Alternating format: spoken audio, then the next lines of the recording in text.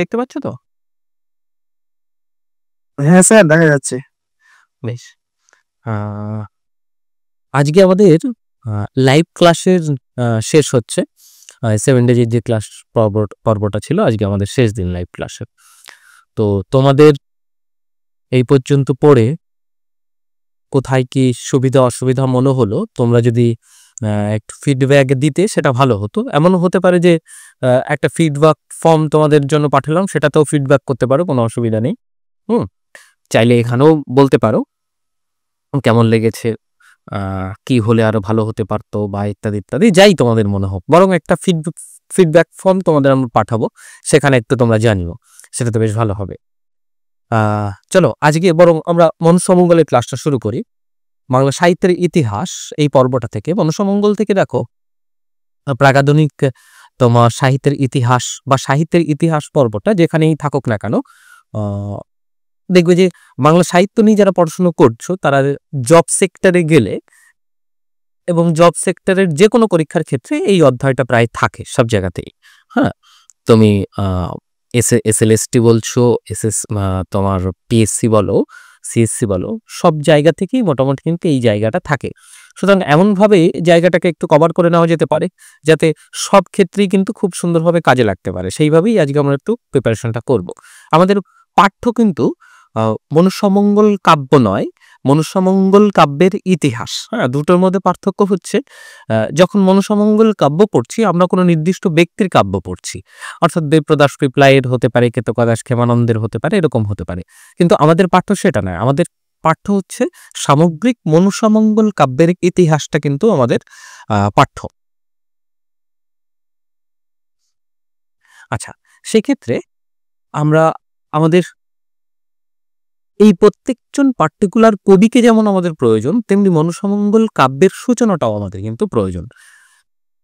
আচ্ছা, তোমাদের course fees যেটা থাকছে, যেহেতু আজকে শেষ ক্লাস হচ্ছে, WBPSC-র আগামী 20 তারিখের পর্যন্ত তোমাদের এই কোর্সের এই অফারটা ভ্যালিডিটি থাকবে, আপ টু 42% পর্যন্ত ডিসকাউন্ট দিয়ে 3999। তোমরা যেটা ফর্মটা পাঠিয়েছিলাম তোমাদের, তার মধ্যে বেশিরভাগ জনেরই মানে অর্ধেকেরও বেশি, মানে 50%-এরও উপরেও মানুষজনের মতামত ছিল এই কোর্স ফিসটা নিয়েই। তো সেইটাই আপাতত রাখা হয়েছে। আগামী 20 তারিখ পর্যন্ত এই অফারটা থাকছে। তোমরা দেখবে যে যেখানে ফ্রি কোর্সটা রয়েছে, ওই ফ্রি কোর্সের উপরেই দেখবে আরও দুটো কোর্স বিল্ড হয়েছে। ওখানে যার যে সাবজেক্ট, যে কোর্স পারচেস করতে চাইছো, সে ওখানে গিয়ে দেখবে আগে যেমন কি কোর্সটা নেওয়ার সঙ্গে সঙ্গে নিচে কন্টিনিউ বলে, ফ্রিটাই যেটা ছিল নিচে কন্টিনিউ বলে অপশন ছিল, এখানেও দেখবে ওরকম একটা থাকবে, কিন্তু ওখানে একটা সিলেক্ট করতে হবে তোমাকে। সিলেক্ট যখনই করবে তখনই দেখবে একটা জায়গা দেওয়া থাকবে কুপন কোড নামে। এই কুপন কোডে এই কুপন কোডটাকে যদি অ্যাড করে দাও, তখন এই ডিসকাউন্টটা হয়ে এই প্রাইসটা হয়ে যাবে, ঠিক আছে? আর যদি কোনো সমস্যা হয় 9123669664 এই নম্বরটাতে কল করে নেবে, দেখবে অন্য জায়গায় নম্বরটা রয়েছে, সুতরাং অসুবিধা হবে না। হ্যাঁ, তোমরা ওখান থেকে ডাইরেক্ট পেমেন্ট করতে পারবে। যদি ওই ক্ষেত্রে পেমেন্টের কোনো অসুবিধা থাকে, সেক্ষেত্রে তোমরা সরাসরি আমাদের ফোনপে বা ওই হোয়াটসঅ্যাপ যেটা আছে, হোয়াটসঅ্যাপে অ্যাকাউন্ট কথাটা লিখে পাঠালে ওখানে অ্যাকাউন্ট ডিটেলসটা পাঠিয়ে দেওয়া হবে, ওখানেও তোমরা পেমেন্ট করতে পারবে। আর এই সংক্রান্ত কোনো অন্যান্য প্রশ্ন যদি থাকে তোমরা ফোন করে নিতে পারো। চলো শুরু করা যাক।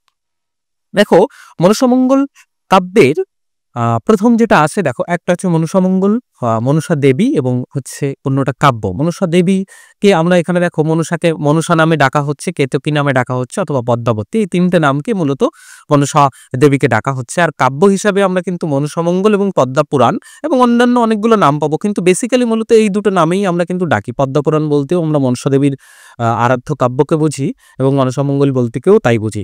এবং আমরা দেখবো যে অনেকগুলো কবি এবং তারা বিভিন্ন নামে নামগুলো দিচ্ছেন, সেটা অন্য ব্যাপার, কিন্তু মূলত আমরা কিন্তু এই দুটো নামে কিন্তু মনসামঙ্গলকে চিনে থাকি। আচ্ছা, পৌরাণিক পরিচয় মনসামঙ্গলকে আমরা প্রথম কোথায় পাচ্ছি, এর একটা কিন্তু গুরুত্বপূর্ণ জায়গা, যে মনসার অস্তিত্ব। যে কোনো আমরা যখন দেবদেবীর দেখবে যে চণ্ডীমঙ্গল পড়ব, তোমার অন্নদামঙ্গল পড়ব, সব মঙ্গল কাব্যেরই একটা ঐতিহাসিক পুরাণের সঙ্গে সংযোগের বিষয়টা কিন্তু চলে আসে।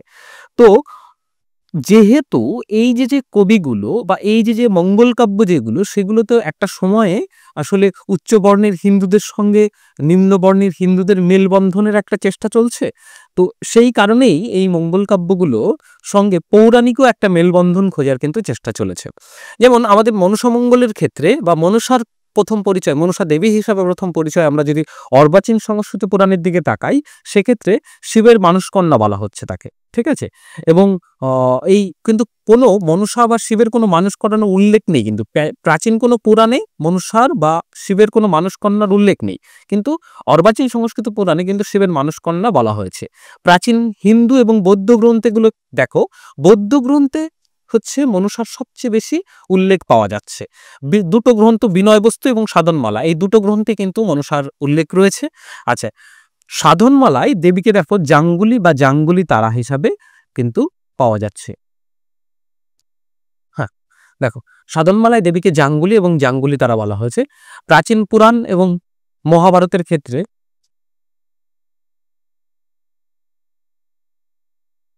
আচ্ছা প্রাচীন পুরাণ এবং মহাভারতে দেখো এখানে জরৎকারু হিসাবে দেখানো হচ্ছে, ঠিক আছে? দেবীর উল্লেখ আছে, তিনি হচ্ছেন জরৎকারু, আর আস্তিক হচ্ছে তার ছেলে।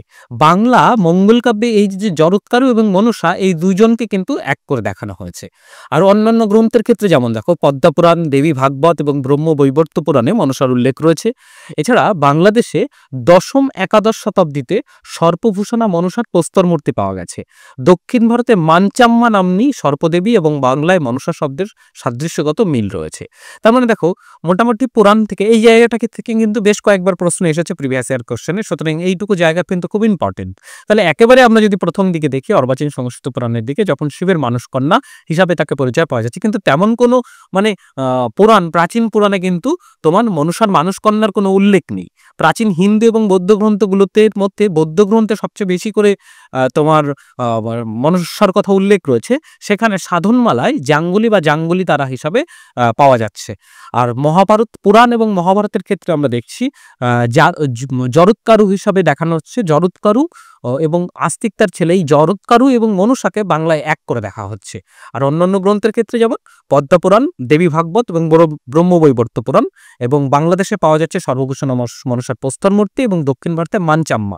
আচ্ছা, এরপরে দেখো আমরা বাংলায় যখন পাচ্ছি, আমরা অস্ট্রিক দেখবে, দ্রাবিক অস্ট্রিক, এই যে ভাষা বংশগুলো যখন তোমরা পড়েছো ওই সময়ের দিকে যদি খেয়াল করে দেখো, এই সময়ে অস্ট্রিক সংস্কৃতি থেকে কিন্তু আমরা মনসার উল্লেখ পাচ্ছি, ঠিক আছে? বাংলার মনসা দেবীর আর্যতর অস্ট্রিক সংস্কার থেকে আবির্ভূত হয়েছেন। পরে তাকে আর্য দেবমণ্ডলে স্থান দেওয়ার জন্য পৌরাণিক কাহিনী, বিশেষত শিবের সঙ্গে মনসার পিতা পুত্রের সম্পর্ক জড়িত করে কাব্যাদি রচিত হয়েছে। এই যে দেখো সম্পর্ক জড়িত করে, দেখবে যে পরবর্তীকালে যে মঙ্গল কাব্যই তৈরি হচ্ছে না কেন, সেই মঙ্গল কাব্যের যে আরাধ্য দেবতা এবং দেবী, তাদের সঙ্গে পুরাণকে কোনোভাবেই যুক্ত করার মানে যে কোনোভাবেই যুক্ত করে দেওয়া হচ্ছে। হয় বেশিরভাগ ক্ষেত্রে দেখবে শিবের সঙ্গে তার যোগটা বেশি করে, কারণ আদি দেব হিসাবে শিবের অস্তিত্ব পাওয়া যাচ্ছে। এবং তোমার এই যে নতুন দেবতাগুলো, অথবা বলতে পারো যে এগুলো নতুন দেবতা নয়, আসলে এগুলো লোকায়ত দেবতা, তো সেই লোকায়ত দেবতার সঙ্গে এই যে পুরাণ সংস্কৃতির একটা মেলবন্ধন কিন্তু এইভাবে কখনো কখনো প্রত্যক্ষভাবে রয়েছে, কখনো ভাবে পরোক্ষভাবেও কিন্তু তার সংযোগ কিন্তু পাওয়া গেছে বা সংযোগ করে নেওয়া হয়েছে। আর কিছুই না, তার মূলত উদ্দেশ্য হচ্ছে উচ্চ বর্ণের হিন্দুদের সঙ্গে নিম্ন বর্ণের হিন্দুদের একটা মেলবন্ধন ঘটানোর কিন্তু প্রয়াস এখানে হয়েছে। কারণ তোমরা সাহিত্যের ইতিহাস পড়লে দেখবে যে ওই সময়ের সেই তুর্কি আক্রমণ, তার ফলশ্রুতি ইত্যাদি ইত্যাদি বিষয়গুলোর পরেই থেকে কিন্তু এই বিষয়গুলো চলে আসছে। আচ্ছা, যাই হোক, আমাদের প্রশ্নর এবং উত্তরের ক্ষেত্রে আর একটা দিক জানার প্রয়োজন, সেটা হচ্ছে মনসামঙ্গল কাব্যের কাহিনীটা আমাদের কিন্তু একটু জানা প্রয়োজন। দেখো, কাহিনীটা এই কারণে জানা প্রয়োজন কারণ চরিত্রভিত্তিক বেশ কিছু প্রশ্ন কিন্তু বিগত বারগুলোতে এসেছে। মনসামঙ্গল কাব্যের কাহিনীটাকে তুমি যদি দেখো, তাহলে মোটামুটি এই ভাগগুলোতে করা যেতে পারে। হ্যাঁ, আমরা মোটামুটি কাহিনীর উপরে এই ভাগগুলো করে নিতে পারি। প্রথমত দেখো, একটা হচ্ছে মনসার জন্ম এবং ঐশ্বর্য নিয়ে প্রথমত ব্যাখ্যা করা হচ্ছে প্রত্যেকটা মনসামঙ্গল কাব্যে। দ্বিতীয়ত চাঁদ সদাগর এবং তার শিব ভক্তি, এই বিষয়টাকে দেখানো হচ্ছে।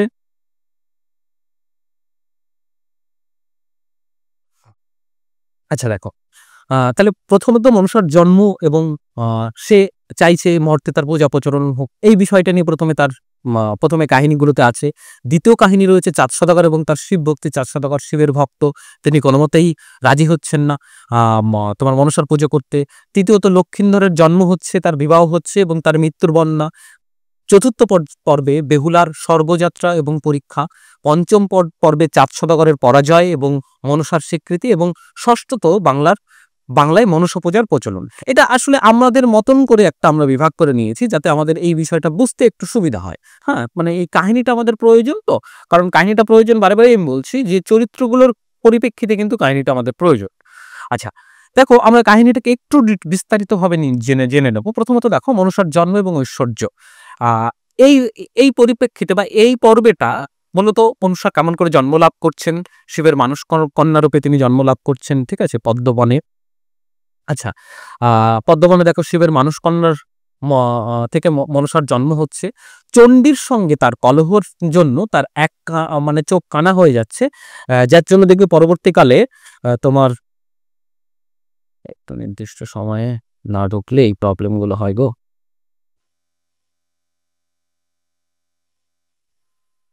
আচ্ছা দেখো, চণ্ডীর সঙ্গে কলহ করার জন্য তার এক চোখ যে কানা হয়ে যাচ্ছে, তার জন্য দেখবে পরবর্তীকালে চাঁদ সওদাগর তাকে এই কানি নামে ভৎসনা করছেন। তৃতীয়ত দেখো যে মনসার ইচ্ছা হচ্ছে যে তোমার উচ্চতর সমাজে বা মর্তে তার পূজা প্রচলন হোক। এখন মর্তে সেই সময়ে যেটা মানে নারী দেবতার পূজা কিন্তু প্রচলন ছিল না, সেই যে সময়ের কথা বলা হচ্ছে সেই সময়। তো কি করা যায়, মর্তে তখন বণিকরাই সব, এবং বণিকদের হত্যাকর্তা বিধাতা বা বণিকদের সমাজের সর্দার প্রধান যিনি রয়েছেন তিনি হচ্ছেন চাঁদ সওদাগর। সুতরাং চাঁদ সওদাগর যদি মনসার পূজা করে তাহলে কিন্তু উচ্চ সমাজে মনসার পূজা প্রচলন হবে এবং তৎসূত্রে তোমার গোটা বাংলায় কিন্তু মর্তে কিন্তু মনসার পূজা বিস্তার লাভ করবে।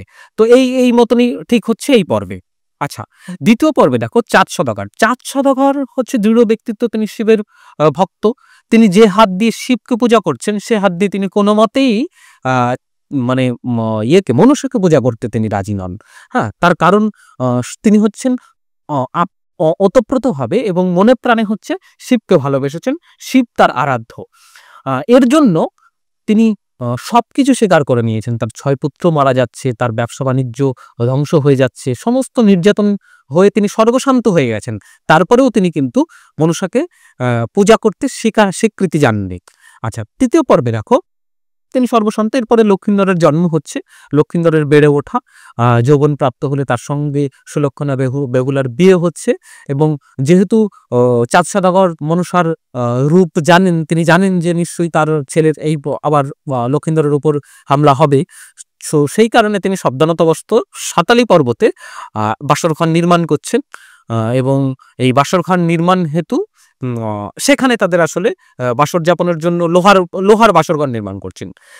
কিন্তু তৎসূত্রে যেহেতু বাসরঘর নির্মাণ করছে বিশ্বকর্মা, তো সেই হেতু দেবতাদের সাথে মিল হেতুই সেই বাসরঘরে কিন্তু একটা সূচিবদ্ধ সূক্ষ্ম ছিদ্র ছিল, যার ফলে মনসা মানে কালনাগকে পাঠিয়েছিল এবং কালনাগের দংশনে কিন্তু লক্ষিন্দরের মৃত্যু হচ্ছে। এই মৃত্যু হওয়ার ফলে দেখো বেহুলার স্বর্গযাত্রা, মানে পরের পর্ব যেটা আমরা ধরতে পারি, বেহুলার স্বর্গযাত্রা এবং পরীক্ষা। এই মৃত্যুর ফলে তোমার বেহুলা উপর নানা রকম ভৎসনা আসছে, নানা রকম তাকে দোষারোপ করা হচ্ছে, সে অলক্ষণা, হ্যাঁ, ইত্যাদি ইত্যাদি বলে গালমন্দ করা হচ্ছে।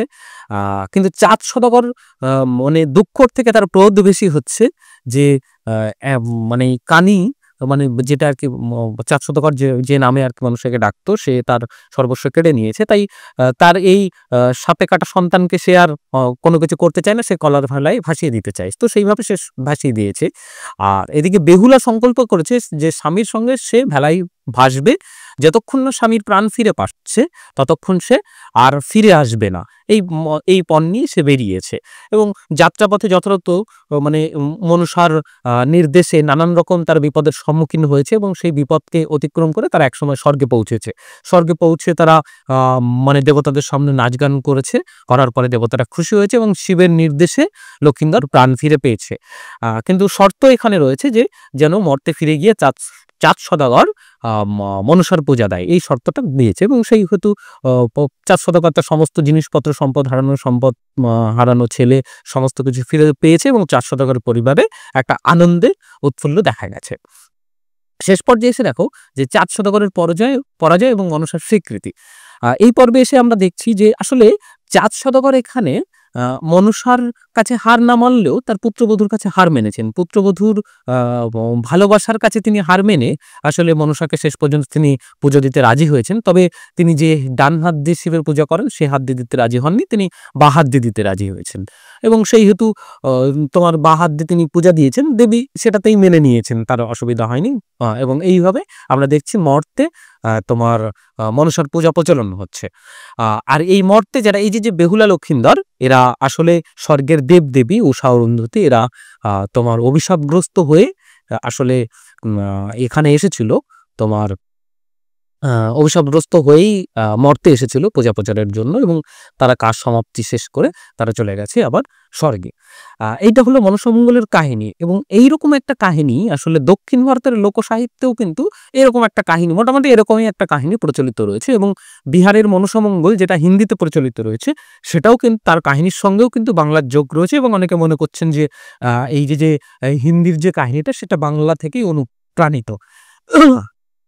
এবার দেখো প্রশ্নটা হচ্ছে কাহিনী তো এক, হ্যাঁ, কিন্তু আমরা দেখবো যে অসংখ্য লেখক আমরা পাবো মনসামঙ্গলের।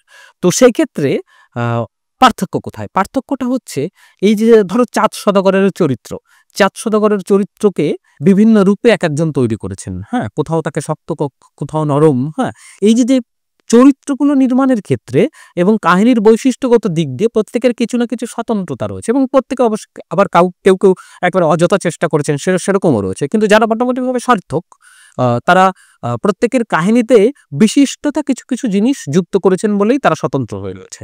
সেই স্বতন্ত্রতাগুলো আমরা দেখে নেব। দেখো, আচ্ছা, মনসামঙ্গল কাব্যকে যদি টোটাল বাংলার যে মনসামঙ্গল রয়েছে তাকে মোটামুটি 3টে ধারাতে ভাগ করা যায়। একটা হচ্ছে রাঢ়ের ধারা, পূর্ববঙ্গের ধারা এবং উত্তরবঙ্গ এবং কামরূপের ধারা। এই স্থানটা থেকে কিন্তু বহুবার প্রশ্ন এসেছে যে রাঢ়ের কবি কে, পূর্ববঙ্গের ধারার কবি কে, বা উত্তরবঙ্গের ধারার কবি কে। এই হিসাবে দেখো রাঢ়ের ধারা হিসাবে যেটা বিপ্রদাস, কেতকাদেশ, ক্ষেমানন্দ, সীতারাম দাস, রসিক মিশ্র প্রমুখ হচ্ছে রাঢ়ের ধারার কবি। পূর্ববঙ্গের কবি হচ্ছে এটা হচ্ছে, আচ্ছা, পূর্ববঙ্গের কবিদের আর একটা বৈশিষ্ট্য, এদের কাব্যের নাম প্রায় কিন্তু পদ্মপুরাণ, ঠিক আছে, পদ্মপুরাণ নামে পরিচিত। নারায়ণদেব, বিজয়গুপ্ত প্রমুখ হচ্ছে পূর্ববঙ্গের কবি। আর উত্তরবঙ্গে এবং কামরূপ ধারার তন্ত্রবিভূতি, জগজ্জীবন ঘোষাল প্রমুখ। উত্তরবঙ্গের ধারার মধ্যে বিশেষ বৈশিষ্ট্য হচ্ছে ধর্মমঙ্গলের কিন্তু এর একটা বিশেষ প্রভাব। এই ধরনের মানে যখনই উত্তরবঙ্গের কবিরা তোমার মনসামঙ্গল কাব্য রচনা করছেন তখন ধর্মমঙ্গলের প্রভাব কিন্তু ওখানে খুব বেশি করে এসেছে, এটা কিন্তু মাথায় রেখো।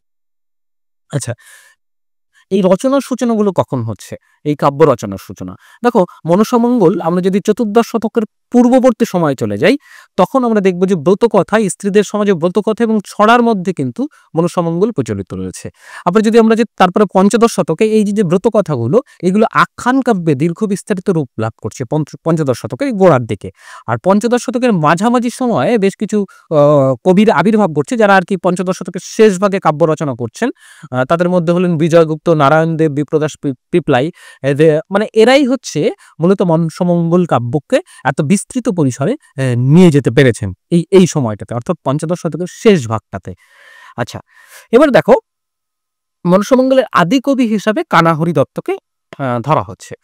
তো অনেকে মানে অনেকের মতে কানাহরি দত্ত তোমার মনসামঙ্গলের আদি কবি, কিন্তু এর সপক্ষে কিন্তু যথেষ্ট যুক্তির কিন্তু অভাব কিন্তু রয়ে গেছে। আচ্ছা, মানে যথেষ্ট প্রমাণাদির কিন্তু মানে এর পক্ষে রয়েছে যে কানাহরি দত্ত আদিকবি নয় কি নয় না। তা সত্ত্বেও অনেকেই মেনে নিয়েছে যে কানাহরি দত্তই মনসামঙ্গলের আদিকবি, তার কারণ বিজয়গুপ্তের রচনায় তার উল্লেখ পাওয়া যাচ্ছে, এবং বিজয়গুপ্ত যে খুব ভালোভাবে রচনা করেননি তার কাব্য, সেই কারণেই কানাহরি দত্ত যে ভালোভাবে রচনা করতে পারেনি সেই কারণেই বিজয়গুপ্তকে স্বপ্নাদেশ দিয়েছে যে তিনি মনসা স্বপ্নাদেশ দিয়েছে বিজয়গুপ্তকে যে তিনি যেন মনসামঙ্গল কাব্য লেখেন, সেই তিনি কাব্য লিখেছেন। বিজয়গুপ্ত এই কথা তিনি তার কাব্যে জানাচ্ছেন। আচ্ছা, দীনেশচন্দ্র সেন দেখো পদ্মার রূপ সজ্জা এই সর্পসজ্জা শীর্ষক কয়েকটি ছত্রকে কানাহরি দত্তের রচনা বলে গ্রহণ করেছেন, কিন্তু এ ভাষায় আদৌ পুরাতন নয় বলে অনেকে ইত্যাদিকে মানে পুরাতন কবি হিসাবে স্বীকৃতি দিতে প্রস্তুত হয়নি। তবু কানাহরি দত্তকে কিন্তু প্রাথমিক বিচারে তোমার আদিকবি হিসাবে ধরা হচ্ছে, কারণ প্রশ্নে কিন্তু কানাহরি দত্তকে নিয়ে প্রশ্ন এসেছে এবং আসতে পারে। যদি আদিকবি হিসাবে কানাহরি দত্তের নাম থাকে তাহলে ওটাই উত্তর হবে। আচ্ছা, আহ আমরা প্রথম যাকে পাচ্ছি এই পর্যায়ে পরিপূর্ণরূপে সেটা হচ্ছে বিজয়গুপ্ত। দেখো বিজয়গুপ্ত যা জন্ম হচ্ছে, আমি এখানে দেখো এই জিনিসগুলো কিন্তু খুব গুরুত্বপূর্ণ, প্রত্যেকটা থেকে কিন্তু প্রশ্ন আসার বিশিষ্ট সম্ভাবনা রয়েছে, প্রত্যেকটা ডেটা, এবং এইগুলো গোলমাল হওয়ারও সম্ভাবনা রয়েছে। তার জন্য আমি একটা ব্যবস্থা করে দিয়েছি যাতে এই গোলমালগুলো না হয়, আমি শেষে সেটা দিয়ে দেব।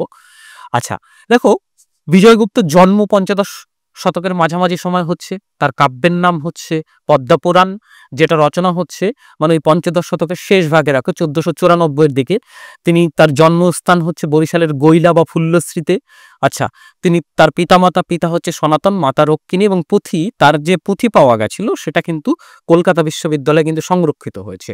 আচ্ছা, তার যে আত্মপরিচয় জ্ঞাপক যে সাল রচনা সাল নিয়ে যে যে হেয়ালিটি পাওয়া গেছে তার কাব্যে, সেখানে এতগুলো জিনিস কিন্তু রয়েছে যেখান থেকে অনেকগুলো মতবিরোধ রয়েছে। যে ঋতু শশী বেদ শশী শক পরিমিতি এরকম একটা পাওয়া গেছে, ঋতু ৬ শশী ১ বেদ ৪ শশী ১, এটাকে আসলে উল্টো হিসাবে ১৪১৬ শক হচ্ছে, যেটা ১৪৯৪ খ্রিস্টাব্দ। এটার পক্ষেই বেশিরভাগ জন, যে রচনাকাল এইটাই হবে, এটার পক্ষে বেশিরভাগ জন যুক্তি দিয়েছেন। সে যুক্তি আমাদের প্রয়োজন বিশেষ নেই। যাই হোক, তো এটাও রয়েছে দেখো, ছায়াশূন্য বেদ শশী পরিমিতি শক সনাতন হোসেন শাহ নৃপতি তিলক ১৪৭৮ খ্রিস্টাব্দ নাগাদ। সাতশূন্য বেদ শশী পরিমিত শক সুলতান হোসেন শাহ নৃপতি তিলক। আর ঋতু শিখে বেদ শশী পরিমিত শক। এই জিনিসগুলো, এই লাইনগুলো কিন্তু আমাদের খুব প্রয়োজন, ঠিক আছে? এই লাইনগুলো আমাদের প্রত্যেকটা দরকার, কারণ লাইনগুলো থেকে প্রশ্ন আসছে। আচ্ছা, ইনার কাব্যের দেখো যদি দেখতে চাই, যে কাব্যের শুরুতে গরুর বাহনে বন্দম বিষ্ণুর চরণ, অর্থাৎ বিষ্ণু এবং হরি, তার মানে বিজয়গুপ্তের কাব্যের তিনি বিষ্ণু এবং হরিকে বন্দনা করেছেন। এটা কিন্তু হরি এবং বিষ্ণুর সাধনা তিনি করেছেন। আচ্ছা, বিজয়গুপ্তের কাব্যের বৈশিষ্ট্য কি দেখো, মনুষার ঈর্ষা কুটিল বিষাক্ত চরিত্রটি মোটামুটি মন্দ হয়নি, অর্থাৎ মনুষার ঈর্ষা কুটিল চরিত্রটিকে তিনি ভালোভাবে এঁকেছেন। শিবের হাস্যকর ভাড়ামি ধূলিধূসর মঙ্গল কাব্যের আদর্শকেই স্মরণ করিয়ে দেয়। হ্যাঁ, শিবের হাস্যকর ভাড়ামি। আচ্ছা, এটা তার মানে ওই একই রকম, তিনি মোটামুটি একই রকম বা টাইপ হিসাবেই তৈরি করেছেন। চাঁদ সদাগরের চরিত্রে প্রচণ্ড পৌরুষের সঙ্গে স্থূলতার সমাবেশ, এর মহিমা ক্ষুণ্ণ হয়েছে। অর্থাৎ চাঁদ সদাগর চরিত্র নির্মাণে তিনি খানিকটা ব্যর্থ হয়েছেন, তবে বেহুলার চরিত্রাঙ্কনে কবি সমস্ত মাধুর্য এবং পবিত্রতা ঢেলে দিয়েছেন। বেহুলা চরিত্রতে তিনি অনেকখানি সার্থকতার সাথে তুলে ধরেছেন। কোথায়? তার পবিত্রতা ঢেলে দিয়েছেন এবং মাধুর্য। স্থূল রঙ্গরসে বৈদ্য কবির বিশেষ কৃতিত্ব ছিল, রঙ্গরসের দিকে তার কিন্তু বিশেষ কৃতিত্ব তা স্বীকার করতে। অর্থাৎ তার দেখো কাব্য বৈশিষ্ট্যের দিকে আমরা কি পেলাম? এক, মনুষ্যর ঈর্ষা কুটিল চরিত্রটি ভালো করে এঁকেছেন। শিব চরিত্রকে তিনি মানে টাইপ চরিত্র হিসেবে নির্মাণ করতে পেরেছেন। চাঁদ সদাগরকে চরিত্রটা মহিমাকে তিনি ক্ষুণ্ণ করে ফেলেছেন। বেহুলাকে ভালোভাবে তৈরি করেছেন। আর তার কৃতিত্ব হচ্ছে স্থূল রঙ্গরসে তার কৃতিত্ব। তার গ্রন্থে তিনি হরি এবং বিষ্ণুর সাধনা করেছেন। সুলতান হোসেন শাহর উল্লেখ তার গ্রন্থে কিন্তু রয়েছে। আচ্ছা, ১৩০৩ সালে সর্বপ্রথম বিজয়গুপ্তের পদ্মপুরাণ ছাপার অক্ষরে প্রকাশিত হচ্ছে বরিশাল থেকে। আচ্ছা, এটা হচ্ছে বিজয়গুপ্তকে নিয়ে। আমাদের বিপ্রদাস পিপলাই রাখো, বিপ্রদাস পিপলাইয়ের কাব্যকে ৩টে নাম পাওয়া যাচ্ছে, একটা মনসা বিজয়, মনসা মঙ্গল এবং মনসা চরিত। এই ৩টে নামে কিন্তু বিপ্রদাস পিপলাইয়ের রচনায় পাওয়া যাচ্ছে। মনে করা হচ্ছে তিনি উত্তর চৈতন্য যুগের লেখক। তার কাব্য হচ্ছে মনসা বিজয়, ১৯৯৫ দিকে তার রচনা। মানে মোটামুটি বিজয়গুপ্ত এবং বিপ্রদাস পিপলাই সমসাময়িক কবি। স্থান দেখো, বসিরহাটের নিকট বাদুড়িয়া গ্রামে।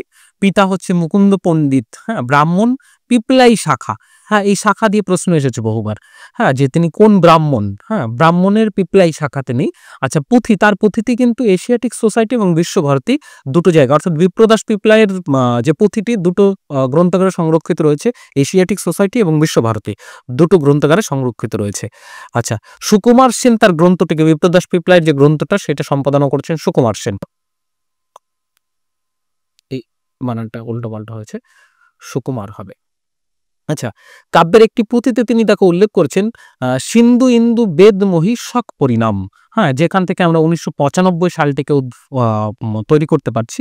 ডক্টর সুকুমার সেনের মতে কাব্যটি পঞ্চদশ শতকের শেষার্ধে রচিত এবং অসিত কুমারের অভিমতে ষোড়শ শতকের পূর্বে নয়। দেখো, এই বিষয় নিয়ে আসলে আ হিউজ তর্ক কিন্তু রয়েছে শুধু মানে সাহিত্যের ইতিহাসে।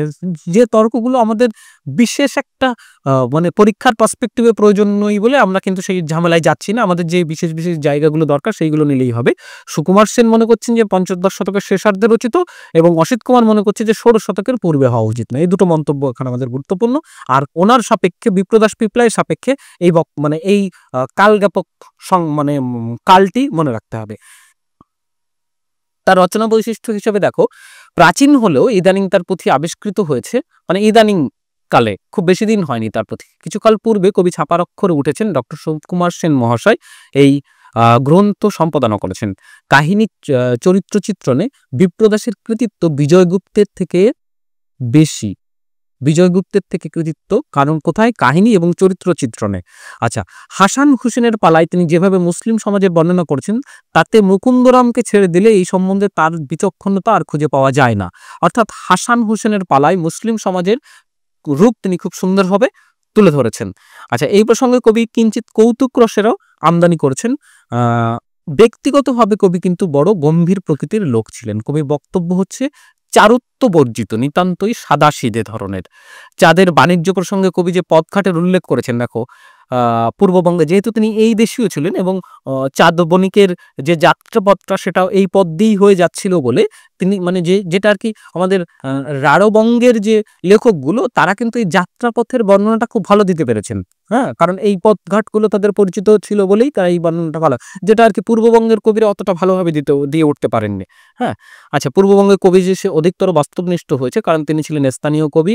তার এই পথের বর্ণনায় ভাটপাড়া, মুলাজোড়, পাইকপাড়া, ভদ্রেশ্বর, রিষড়া, খড়দহ, কামারহাটি, এড়েদহ, ঘুষুড়ি, চিতপুর, বেতার ইত্যাদি কলকাতার উল্লেখ রয়েছে। ঠিক আছে, এটা হলো তার মোটামুটি কাব্য বৈশিষ্ট্য।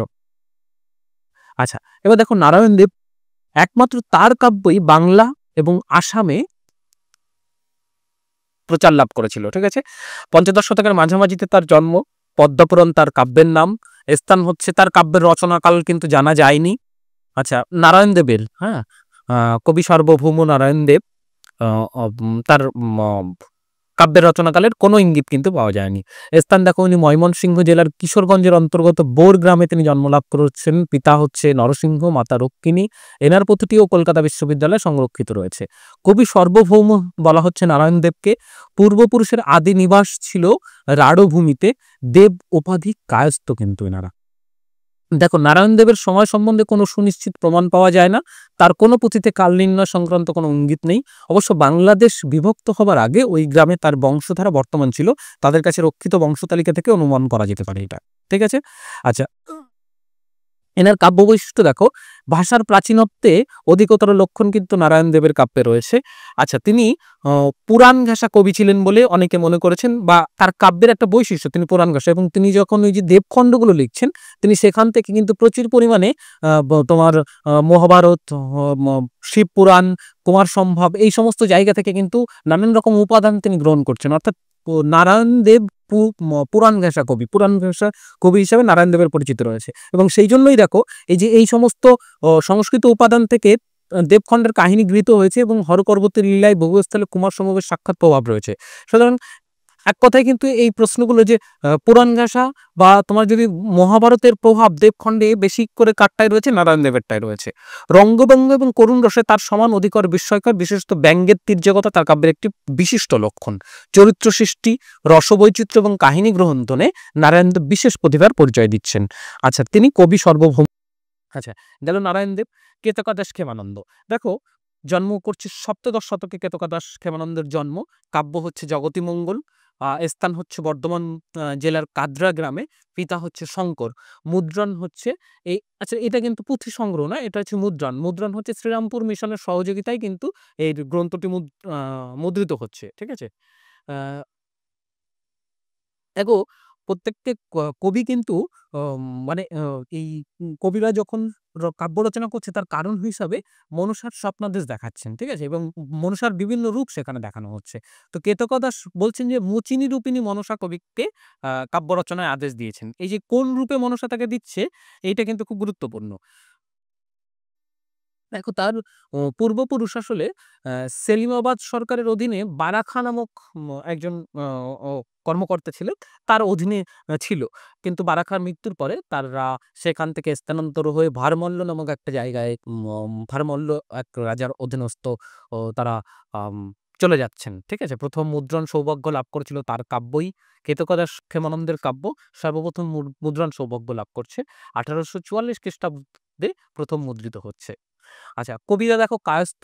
বারাখা নামে এক ফৌজদারের অধীনে তার পিতা শঙ্কর চাকরি করতেন। বারাখা দক্ষিণ রাঢ়ের অন্তর্গত সেলিমাবাদ সরকারের শাসনকর্তা ছিলেন। দলিলপত্রাদি থেকে মনে হয় বারাখা ১৬৪০ খ্রিস্টাব্দ পর্যন্ত জীবিত ছিলেন। তারপর সম্ভবত তিনি নিহত হয়েছেন। বারাখা হত্যার পর কবি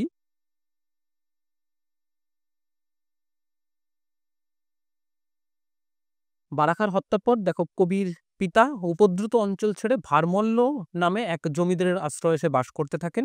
এই ভারমল্লও সন-তারিখ পাওয়া গেছে। ১৬৭৫ থেকে ৮০ খ্রিস্টাব্দের দিকে ভারমল্ল ছিলেন যুবক মাত্র। কবির পিতা প্রবীণ ভারমল্লের নিকটে আশ্রয় গ্রহণ করেছেন। অনুমান করা হয় কবির কাব্য সপ্তদশ শতকের মাঝামাঝি সময়ে রচিত হচ্ছে। আচ্ছা, এনার বৈশিষ্ট্য কি দেখো? কাব্যগ্রন্থনে এমন কিছু বৈচিত্র্য তার কিন্তু নেই। তবে উষাহরণ পালাটি মন্দ নয়। অর্থাৎ সমগ্র কাব্যটি মোটামুটি একই রকমের। উষাহরণ পালাটির ক্ষেত্রে তিনি খানিকটা বৈচিত্র্য দেখিয়েছেন।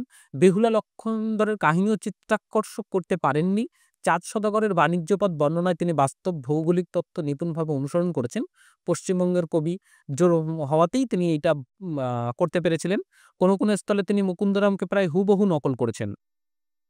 বিশেষ উল্লেখযোগ্য পয়েন্ট। আচ্ছা, যেমন নৌকাডুবির প্রাক্কালে বাঙালি মাঝিদের বিলাপ। পশ্চিমবঙ্গের মনসামঙ্গল এবং মনসা উপাসনার বৈশিষ্ট্য জানতে হলে ক্ষেমানন্দের এই কাব্যের সাহায্য নিতে হবে। আচ্ছা, দেখো এখানে আমরা মানে যেহেতু এই ৪-৫ জন কবি হচ্ছে বিশেষ স্থান দাবি রাখছে, তো আমরা এই কয়েকজনকে নিয়ে বর্ণনা করেছি। নোটে দেখবে যে আরো কয়েকজনকে উল্লেখ করে দেওয়া হয়েছে, সেখানে কিঞ্চিৎ পরিমাণে তাদের বর্ণনা দেওয়া হয়েছে। আমি এইখানে যে চার্টটা দিয়েছি, এই চার্টটা বিশেষ গুরুত্বপূর্ণ। দেখবে দুটো পেজে এই চার্টটা রয়েছে। এই তোমরা যেটা করবে সেটা হচ্ছে পরপর আগে ১ম যেটা মনে করার চেষ্টা করবে সেটা হচ্ছে পরপর কবিগুলোকে নাম মনে করার চেষ্টা করবে। একেবারে ১ম থেকে শেষ পর্যন্ত আগে শৃঙ্খলাবদ্ধভাবে কবিদের নামটা মুখস্থ করবে। এই কবিদের নামের সঙ্গে এই দ্বিতীয়ত তাদের গ্রন্থগুলো আসবে। কেন আমি বলছি পরপর? পরপর যখনই মনে রাখতে পারবে তখনই কিন্তু তোমার ছবিটা খুব সুন্দর ক্লিয়ার হবে। আচ্ছা, এখানে দেখো গ্রন্থের নাম, রচনাকাল, যাদের জন্ম অ ম মানে কোন সময় জন্ম হচ্ছে, জন্মস্থান, পিতামাতা, হেয়ালিগুলো কি পাওয়া গেছে, সেই হেয়ালির সালগুলো কি হচ্ছে এবং অন্যান্য যে তথ্য যেমন পুঁথি কোথায় রয়েছে, গ্রন্থ প্রকাশ কখন হচ্ছে, কোন আমলে তিনি অম তার আবির্ভাব হয়েছিল ইত্যাদি বিষয়গুলো। সেই সঙ্গে যদি আরো কোনো অ্যাডিশনাল তথ্য রয়েছে দেখো, এই যে বিশেষ যে তথ্যগুলো দেখবে যে এই চার্টটা তোমাকে অনেক কিছু অ ম তৈরি করে দেবে। হ্যাঁ? দুটো চার্টই। ঠিক আছে? পরপর করে। যার যে ইনফরমেশন গুলো পাওয়া গেছে সেই ইনফরমেশন গুলোই এখানে সাজিয়ে দেওয়া হচ্ছে। আচ্ছা, এখানে তোমাদের বলে রাখা প্রয়োজন যে, যে বিষয়গুলো থেকে আসলে প্রশ্ন আসছে মনসামঙ্গল কাব্য বা আ এই প্রাক-আধুনিক যুগ থেকে, সেটা হচ্ছে প্রথমত দেখবে যে টপিকে আমরা ১ম এ দেখলাম হচ্ছে এক পুরাণ বিষয়ক। চাইলে এটা একটু লিখেও নিতে পারো। এক পুরাণ বিষয়ক অর্থাৎ পুরাণের কোন জায়গায় তার অস্তিত্বগুলো রয়েছে, এই একটা জিনিস সেখানে রয়েছে। দ্বিতীয়ত কাহিনীর চরিত্র ভিত্তিক অর্থাৎ আ যতটুকু চরিত্রকে আমরা পড়লাম তার থেকে আরো একটু ডিপ চরিত্রগুলোকে আমাদের জানতে হবে। হ্যাঁ, আরো পুঙ্খানুপুঙ্খ চরিত্রগুলোকে নিয়ে আমাদের একটু জানতে হবে। আচ্ছা, আ তৃতীয়ত হচ্ছে লেখকদের ক্ষেত্রে দেখো একটা হচ্ছে পরিচয়জ্ঞাপক সাল যেটা হেয়ালি রয়েছে, গ্রন্থ রচনা সংক্রান্ত বিষয় রয়েছে। আ তারপরে অন্যান্য যে পরিচয় অর্থাৎ পুঁথি, গ্রন্থ প্রকাশ সংক্রান্ত অ কোথায় সংরক্ষণ রয়েছে, হ্যাঁ? তার কাব্যের নামটা কি হচ্ছে, বংশের পরিচয়টা কোথায়, কোন অ মানে তারা কোন অ সময়ের মানে সরি কোন ধারার কবি, হ্যাঁ? আ এবং তাদের আলাদা কাব্য বৈশিষ্ট্য কি? এই দিকগুলো দিয়ে মূলত কিন্তু এখানে প্রশ্নগুলো আসছে। আশা করি বিষয়টা ক্লিয়ার হয়েছে। এবার তোমাদের কোনো প্রশ্ন থাকলে করো, আমি বলছি।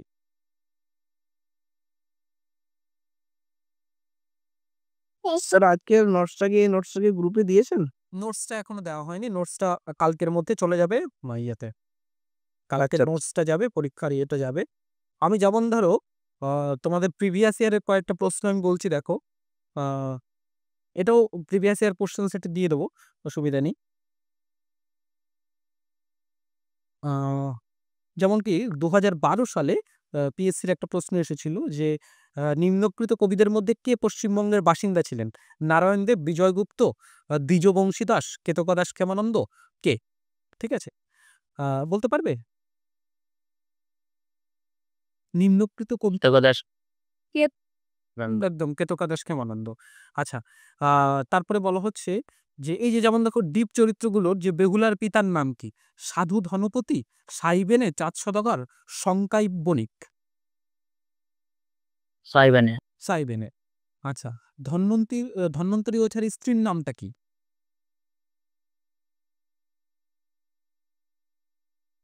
কমলা, বিমলা, অমলা, চপলা। কমলা।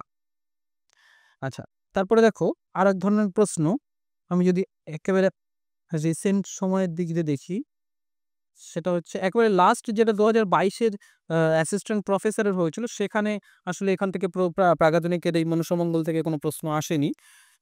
তার আগে যে পরীক্ষাটা হচ্ছে 2018-তে একটা প্রশ্ন রয়েছে, সেটা হচ্ছে সপ্তদশ শতাব্দীর কোন কবি ধর্মমঙ্গল এবং মনসামঙ্গল রচনা করেছিলেন? সেটা হচ্ছে বংশীদাস, সীতারাম দাস, রসিক মিশ্র, দ্বিজ কবিচন্দ্র। দেখো তো বলতে পারো কিনা। সপ্তদশ সীতারাম দাস। সীতারাম দাস, একদম। আচ্ছা, তারপরে দেখো আহ,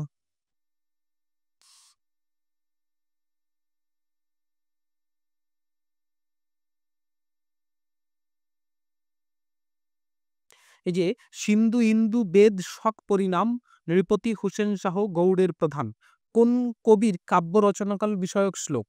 বিপ্রদাস পিপলাই, বিজয়গুপ্ত, তন্ত্রবিভূতি, নারায়ণ দেব। বিপ্রদাস। দেখেছিল হবে।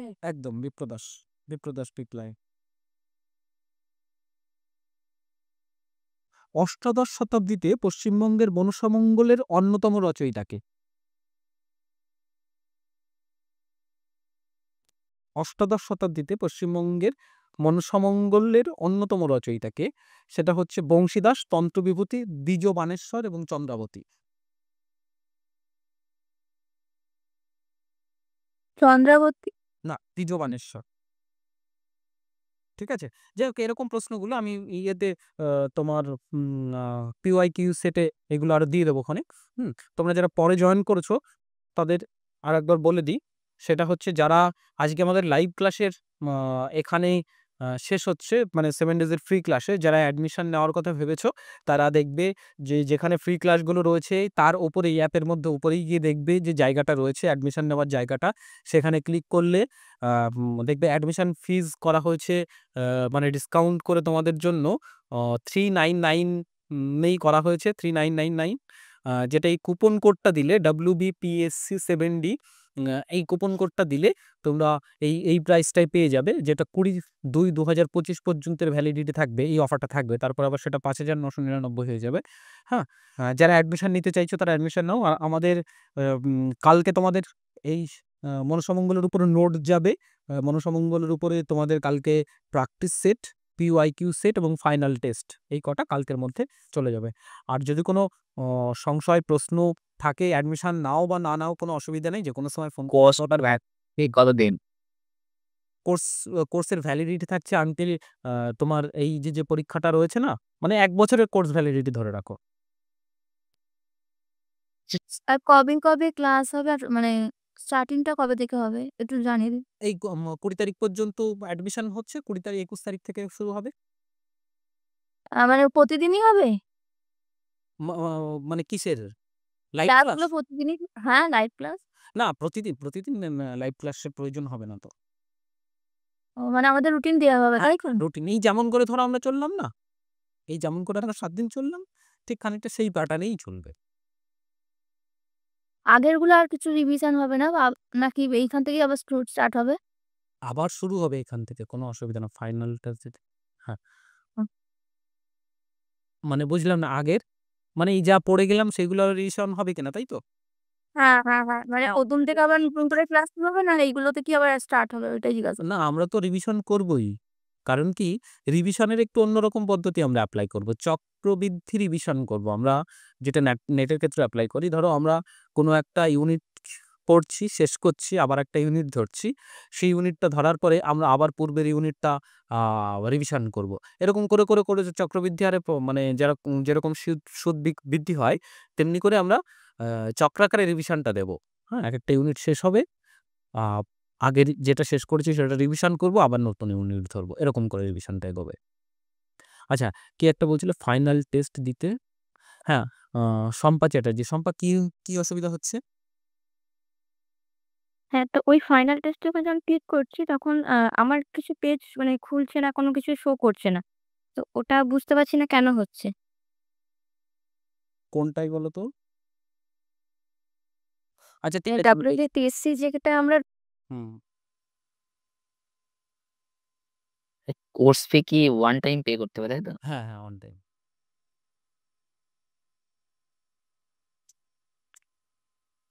স্যার বলছি একটা কোশ্চেন আছে জিজ্ঞাসা করব? হ্যাঁ, হ্যাঁ, হ্যাঁ। করো। স্যার বলছি মনসামঙ্গল কাব্যের তো অনেকজনই তো বিখ্যাত কবি রয়েছেন। তো তাদের প্রত্যেকের কি কাব্যগুলো আমাদের টেক্সটগুলো খুঁটিয়ে পড়তে হবে? না, না, দরকার হবে না। দেখবে এই যে পিডিএফ নোটটা আমি পাঠাবো, ওটা ডিটেইলস পিডিএফ নোট থাকবে। ওইটা ক্লাসটা প্রিভিয়াস ইয়ার কোয়েশ্চেন আর প্র্যাকটিস এটা করলেই যথেষ্ট। কারণ প্রত্যেকের কাব্য তো আমাদের পাঠ্য নয়। হ্যাঁ, হুম।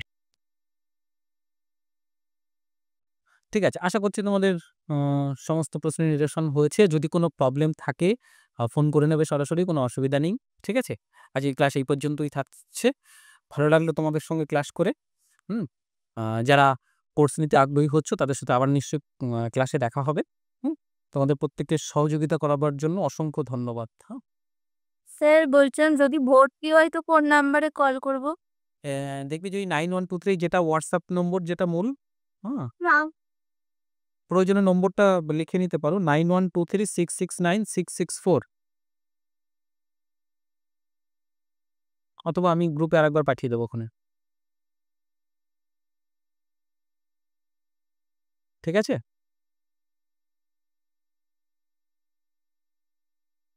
স্যার বলছি আপনারা যে সাবজেক্ট নিয়ে করলেন না, ক্লাস করলেন, খুব ভালো লেগেছে। আপনারা ওই ফিডব্যাক লিঙ্কটা দেবেন বেশ, শুনে ভালো লাগলো। এরকম আসলে আমরা অনলাইন ক্লাসের ফলে ওয়ান ওয়ে কথাটা অনেকটা বেশি বলা হয় তো। তো ওই যখন অপর দিক থেকেও কিছুটা রিপ্লাই পাওয়া যায়, এটা উৎসাহটা অনেকটা বাড়ায়। হ্যাঁ? দেখবে এখন তো আমরা প্রত্যেকেই ম্যাচিউরড এবং প্রত্যেকেই হয়তো কেউ পড়াই না। দেখবে যে যখনই পড়াতে যাই তখনই দেখো ফিজ-টিজ এগুলো তো বাহ্য জিনিস। এগুলো আসলে আমাদের চলার ক্ষেত্রে এগুলো না হলে চলবে না, তাই নেওয়াটা আসলে আমাদের মানে ভালো লাগাই টিচিংটা। এখন সেই ক্ষেত্রে যখন রিপ্লাই আসে বা প্রশ্ন আসে তখন সত্যি খুব ভালো লাগে ক্লাসগুলো করাতে। এটা হচ্ছে মূল কথা। হ্যাঁ? অন্য সবকিছুর থেকে এইটা আসলে সবচেয়ে বেশি দেখবে যে তুমিও যদি কখনো ক্লাস করিয়ে থাকো, ফিডব্যাকটা খুব ইমপ্রেসড করে। ফিডব্যাকটা খুব এনার্জি দেয় আসলে। হ্যাঁ, হ্যাঁ, অসংখ্য ধন্যবাদ। হ্যাঁ, ছিলাম ওই একটা কোশ্চেন ছিল। হ্যাঁ, নবাব কাকা করে বলো। হুম। স্যার বলছি ওই টেক্সট গুলো কি সিলেবাস চেঞ্জ হবে? মানে টেক্সট গুলো এখন পিডিএফ বার করব কি করব না ওটা একটু জানালে। দেখো এখনো তো তোমাদের কোনো চেঞ্জ হওয়ার কোনো সম্ভাবনা এখনো তো নেই। সুতরাং আমাদের এখন এই সিলেবাসের উপরে ভর করেই চলতে হবে। এখন এই সিলেবাস ভর করে স্যার বলছি ওই স্যার বলছিলাম ওই সুভাষ মুখোপাধ্যায়ের যে ক্লাসটা এবং আ আরেকটা ক্লাস ওই যে কাজী আব্দুল ওদুদের ক্লাসটা ইউটিউবে আপনারা আপলোড করেছেন। তো এই অশুদ্ধি সংশোধনের ক্লাসটা আর এই মনসামঙ্গলের ক্লাসটা কি আপনারা আপলোড করবেন? হ্যাঁ, হ্যাঁ, হ্যাঁ, সবগুলোই করে দেওয়া হবে। ঠিক আছে? সবগুলোই আচ্ছা, করে দেওয়া হবে এবং এই যেমন গ্রুপে দেখবে যে ওই পিন করে দেওয়া হয়েছে একটা লিস্ট না? যেখানে সব ম্যাটেরিয়ালস গুলো, ভিডিও লিঙ্ক গুলো দিয়ে দেওয়া হয়েছে ওরকম করেই সমস্তটা, যেহেতু আজকে মোটামুটি শেষ হচ্ছে এবং কালকে আশা করি তোমাদের ম্যাটেরিয়ালস দিলে ফাইনাল টেস্ট গুলো দেওয়া হবে এবং তোমাদের রেজাল্ট অ্যানাউন্স এর একটা ব্যাপার রয়েছে। সেগুলো এখনো করা হয়নি। তো করবার পরে আ ফাইনাল ওখানে সেট করে দেবো, সব পেয়ে যাবে এক জায়গায়, অসুবিধা নেই। আচ্ছা স্যার। ঠিক আছে, ঠিক আছে। আর কারো কোনো প্রশ্ন আছে? ঠিক আছে, আমি একটা ফিডব্যাক ফর্ম তাহলে কালকে পাঠাবো। তোমরা অবশ্যই কিন্তু তাতে একটা করে ফিডব্যাক দিও, হ্যাঁ? তোমাদের ভালো লাগা, খারাপ লাগা। কোনো সাজেশন থাকলে দিও, কোনো রকম পরিবর্তন, আ কোনটা মানে বিশেষ করে কোন জায়গাগুলো মনে হচ্ছে যে আরো একটু উন্নত হতে পারতো বা আরো অন্যরকম হতে পারতো। তোমার কিরকম হলে তোমার ভালো লাগতো, এরকম বিষয়গুলো যদি থাকে সেগুলো করতে পারো, কোনো অসুবিধা নেই। হ্যাঁ, সায়ন্তী ব্যানার্জি, হ্যাঁ, হ্যাঁ, বলো। হ্যাঁ স্যার, বলছিলাম যে প্রবন্ধ বা এগুলোর ক্ষেত্রে না টেক্সটের বাইরে যেগুলো আদার ইনফরমেশন থাকে সেগুলো যদি একটু আপনারা নোটসে দিতেন খুব ভালো হয়। মানে আপনারা কোয়েশ্চেনে রেখেছেন কিন্তু নোটসে একটু দিলে ভালো হতো। এটাই আরকি। আচ্ছা, মানে আমরা যেটা ভেবেছি সেটা হচ্ছে, ধরো একটা তো আমাদের দেখবে যে একটা আমাদের নোটের কনসেপ্টটা হচ্ছে নোটটা যেন ইন ডেপথে ভিতরে জিনিসগুলো ঢুকে যায়, এরকমভাবে নোটটা তৈরি করা। আর আমরা এটাও ভেবেছি যে কোশ্চেন অ্যান্সারিং এর জন্য আরেকটা জিনিস বানানো, যেটা আমরা দেখবে যে প্র্যাকটিস সেট বলে একটা রেখেছি না? করে তারই যদি একটা পিডিএফ ভার্সন কিছু করা যায়, সেটার একটা এইটা হলে একটু ভালো হয়। মানে ওগুলো আরকি নাহলে কোথা থেকে আমরা পড়বো সেটা বলে দিলেও আমরা পড়ে নিতে পারবো, অসুবিধে নেই। বা কবিতার ক্ষেত্রে দেখলাম স্যার অনেকগুলো কোয়েশ্চেন করেছেন, মানে কিছু, কিছু শব্দ তুলে যে এটা কি বোঝানো হচ্ছে বা কিছু। এইগুলো একটু দিয়ে দিলে আরকি ভালো হতো। কারণ গোটা কবিতাটা পড়ে না সব লাইন তো ঠিক বুঝতে পারছি না, মানে এই শব্দটা দিয়ে কি বোঝাতে চেয়েছেন কবি। এগুলো একটু অসুবিধে হচ্ছিল আরকি এক্সাম দিতে গিয়ে। সেটাই আরকি বললাম। এগুলো একটু ঠিক আছে। দিয়ে দিলে একটু ভালো কবিতা মেলোর ক্ষেত্রে সোজা বাংলায় হচ্ছে মুখস্থ করে ফেলো কবিতা। হ্যাঁ, হ্যাঁ, সেটা করছিলাম। হ্যাঁ, কিন্তু উনি স্যার কোয়েশ্চেন করেছেন দেখলাম যে লাইনে ধরুন একটা শব্দ তুলে যে এটা কি বোঝাতে চেয়েছেন বা এগুলো। কিছু, কিছু যেগুলো বুঝতে পেরেছি সেগুলো অ্যান্সার করতে পেরেছি। কিন্তু কিছু, কিছু দেখলাম বুঝতে পারছি না আরকি কবি ঠিক কি বোঝাতে চেয়েছেন। একটু এদিক ওদিক ছিল। ওইগুলো যদি একটু দিয়ে দেন আরকি ভালো হতো। আসলে ব্যাস। আসলে এইখানে সমস্যাটা কোথায়? কবিতাগুলো নিয়ে যখন ক্লাস হয়েছে, আসলে কবিতাতে তো ধরো সুভাষ মুখোপাধ্যায় পদাতিক সামগ্রিক বিষয় নিয়ে কথা বলেছেন। আসলে ওটা একটা, একটা করে কবিতা, কবিতা করে ক্লাস হবে। আচ্ছা, আচ্ছা, আচ্ছা। মানে ঠিক দেখো ওরকম তো নয় ব্যাপারটা। এটা যেহেতু তোমাদের একটা সামগ্রিক টেস্ট দেওয়া আমাদের আ লক্ষ্য ছিল, সেই কারণ সামগ্রিক বিষয় হয়েছে। আসলে ওটা সামগ্রিক হবে না। ওটা আরো পার্টিকুলার হবে। প্রত্যেকটা কবিতা নিয়ে না, আলোচনা হবে। আপনাদের টেস্ট গুলো সত্যি খুবই হেল্পফুল। মানে ওটা আমাদের পক্ষে সত্যি খুব ভালো। আর যেভাবে আপনারা কোয়েশ্চেন করেছেন সেগুলো খুবই ভালো। বাহ!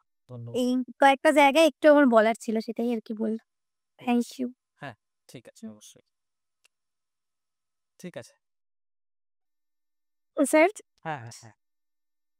বলছি WBPSC যে সিলেবাস সেটা কি আপনার যে কলেজের জন্য যে পিএসসি হয় সেটা কি একই সিলেবাস? একই সিলেবাস, এবং এটা আমরা যে স্ট্যান্ডার্ডে করব তাতে দুটো পরীক্ষার জন্যই হয়ে যাবে। এবার তো দু আপনারা বাইক কোশ্চেনটা একটু দিয়ে দেবেন গ্রুপে। হ্যাঁ, হ্যাঁ, দিয়ে দেবো। বলছি যে একটা যে এটা আছে আপনার, হ্যাঁ, ওটা কি আপনার ভেঙে, ভেঙে দেওয়া যাবে? বুঝলাম না কিসের? যে ফিজটা আপনি রেখেছেন সেটা হ্যাঁ, পার্ট, পার্ট ভাবে দিতে পারবো কি? মানে ২,০০০ বা ১,০০০ এরকম ভাবে? পার্ট তো করা হয়নি। দেখছি যে একটা পার্ট করে যদি দেওয়া যায়, যদি এরকম কিছু করা যায়। আসলে আ অন টাইমই রাখা হয়েছে। হ্যাঁ, আপাতত। আচ্ছা, আচ্ছা। স্যার ওটা দুবারে রাখলে একটু ভালো হতো। আচ্ছা, ঠিক আছে। একই টাইমে টা একটু দিয়ে দিতে পারতাম। ঠিক আছে, দেখছি। স্যার ২ টাইম করলে ভালো হতো। আ ঠিক আছে, ঠিক আছে, দেখবো ওটা। কালকে যে ইয়ে করে দেবো। দেখে নিচ্ছি। ঠিক আছে। চলো তাহলে। ধন্যবাদ আবারও সবাইকে। Thank you sir. Thank you sir.